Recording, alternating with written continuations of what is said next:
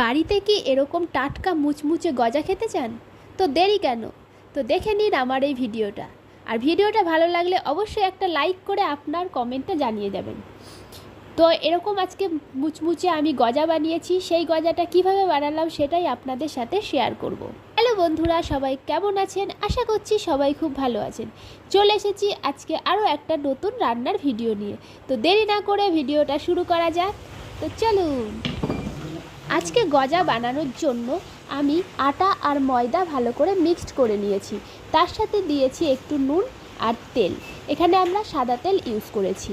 তারপরে এগুলোকে ভালো করে মেখে নিয়ে কিছুক্ষণ 5 মিনিটের জন্য রেখে দিতে হবে। তারপরে সেটাকে গোল গোল রুটির শেপে বেলে নিতে হবে। বেলা হয়ে গেলে এখানে আমি 10-12টা মতো বেলে নিয়েছি পাতলা পাতলা করে। তারপরে রুটির ওপরে তেল ব্রাশ করে সামান্য আটা ছড়িয়ে দিয়ে আর একটা রুটি রেখে এরকম পরপর রুটিগুলোকে রেখে দিতে হবে। তারপরে এরকম রাউন্ড করে নিতে হবে। রাউন্ড করা হয়ে গেলে একদম শেষ মাথাটা ভালো করে মুড়িয়ে দিতে হবে। তারপরে এরকম চাকুর সাহায্যে আমরা ছোট ছোট পিস পিস করে কেটে নেব। তো এখানে আমি কেটে নিয়ে এবার এগুলোকে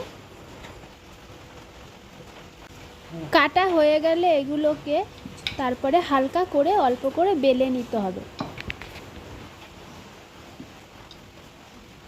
এইভাবে বেলা হয়ে গেলে তারপরে কড়াইয়ে তেল গরম করে ছাকা তেলে এগুলো মুচমুচ করে ভেজে নিতে হবে।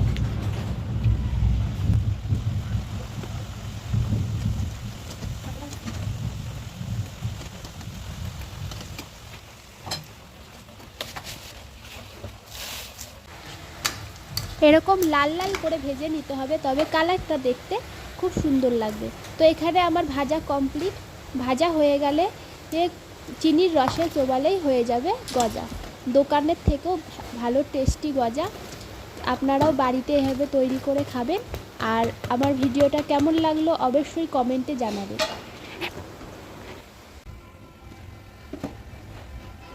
ভাজা হয়ে গেছে, এবার এগুলোকে চিনির রসে কিছুক্ষণের জন্য ফোটাতে হবে।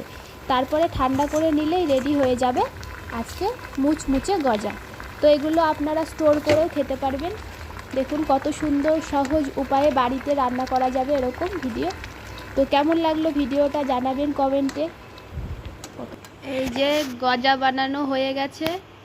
তো দেখো গজাটা কত সুন্দর হয়েছে। তোমরাও বাড়িতে এরকম করে বানিয়ে খেতে পারবে।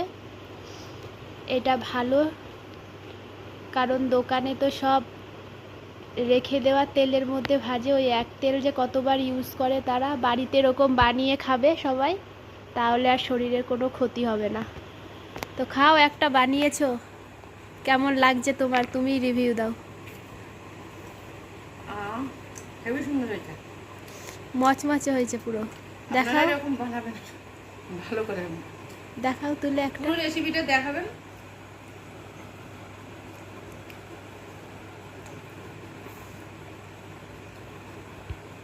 বড় বড় গজা বানিয়েছে, এরপরে গোপালের জন্য বানাবে। তো ভিডিওটা লাইক কমেন্ট শেয়ার করে দেবেন। Tata, bye bye.